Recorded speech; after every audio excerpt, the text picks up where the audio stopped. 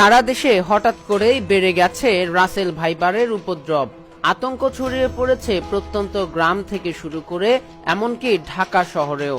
এমন সব পরিস্থিতিতে বিষাক্ত প্রাণী ও পোকামাকড় থেকে বাঁচতে মুসলিম উম্মাকে বিশেষ দোয়া শিখিয়ে গিয়েছেন মহামানব মহানবী হযরত মুহাম্মদ সাল্লাল্লাহু আলাইহি সাল্লাম। ইসলামিক স্কলাররা বলছেন, মহানবী সাল্লাল্লাহু আলাইহি সাল্লামের শেখানো সেই দোয়াটি যারা নিয়মিত সকাল বিকাল আমল করবে তাদের বিষাক্ত পোকামাকড় ও যাবতীয় হিংস্র প্রাণীর আক্রমণ থেকে হেফাজত করবেন। বিশ্ববাসীকে শিখিয়ে যাওয়া মহানবী সাল্লাল্লাহু আলাইহি সাল্লামের সেই দোয়াটি হলো আউযু বিকালিমাতিল্লাহি তাম্মাতি মিন শাররি মা খলাক। এর অর্থ, আমি আল্লাহর পরিপূর্ণ কালেমার দ্বারা প্রত্যেক শয়তান, বিষাক্ত প্রাণী এবং প্রত্যেক কুদৃষ্টির অনিষ্ট থেকে আশ্রয় চাইছি। এ বিষয়ে সাহাবী হযরত আবু হুরায়রা রাদিয়াল্লাহু তাআলা থেকে বর্ণিত হাদিসে আল্লাহর রাসূল সাল্লাল্লাহু আলাইহি সাল্লাম বলেন, যে ব্যক্তি সকাল সন্ধ্যা এই দোয়া 3 বার পড়বে, আল্লাহ তাআলা তাকে সমস্ত প্রাণী, বিশেষ করে সাপ, বিচ্ছু প্রভৃতি বিষাক্ত ও কষ্টদায়ক প্রাণীর অনিষ্ট থেকে রক্ষা করবেন।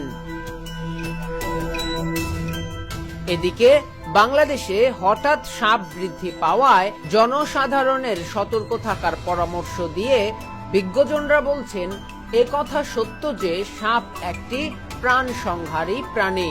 পৃথিবীতে এমন সাপও আছে যার 1 ফোঁটা বিষ 1 মিনিটের মধ্যে একাধিক মানুষের প্রাণ নাশে সক্ষম। কিন্তু সব সাপ বিষধর নয়। তাছাড়া বেশিরভাগ সাপ কেউ উত্তপ্ত না করলে সহসা কামড় বসায় না।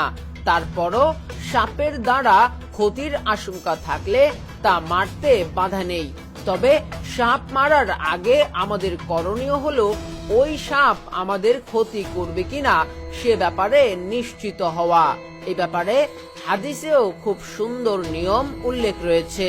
মহানবী হযরত মুহাম্মদ সাল্লাল্লাহু আলাইহি সাল্লাম ইরশাদ করেছেন, কোন সাপ মারার আগে 3 বার তাকে সাবধান করো।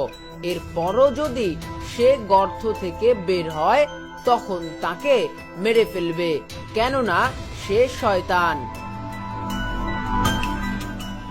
ইসলামিক স্কলারদের মতে এমন কিছু জিন আছে যারা সাপের আকৃতি ধারণ করে থাকে।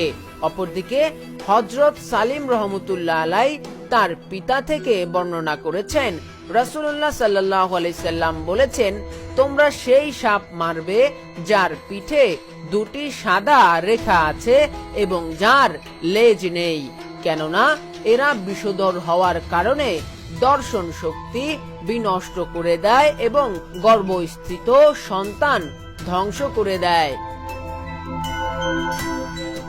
Press post 24 text report.